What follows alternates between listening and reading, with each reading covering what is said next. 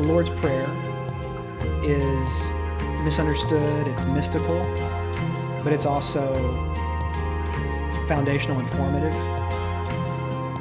But ultimately, it's our feedback to God.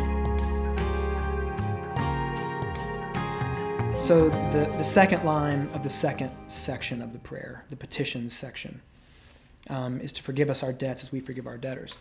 Now, a lot of theologians over the years have tried to make this into some sort of a yin-yang, if we don't do this, God's not going to do this. And that's not really what it's meant to do. It's not meant to say, if we're not forgiving, then we're not going to be forgiven.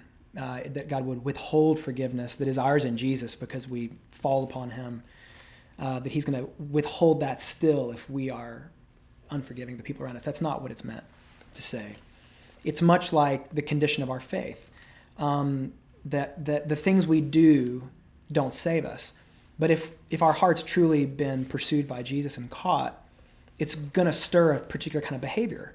And that behavior is just a necessary outpouring. That fruit's a necessary evidence of a heart that's really changed. It doesn't make the heart change in and of itself, but it's a necessary kind of evidence of that having happened.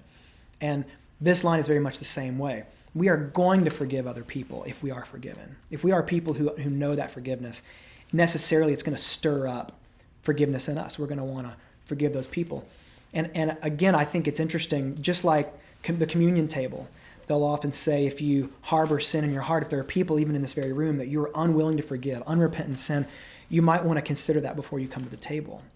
They fence the table in that way. I think that's appropriate. And in the same way, before we come any further through our petitions in this second section of the prayer, we are to kind of examine our hearts and say, are our hearts in such a position that we are forgiving the people around us generously because of the way we know that we've been forgiven? And if not, we should stop there and maybe think about that line a little longer before we move any further through the petitions. And interesting that our spiritual welfare comes after our physical welfare in the way that the prayer is structured. Before we move to the third and most important line in the second section.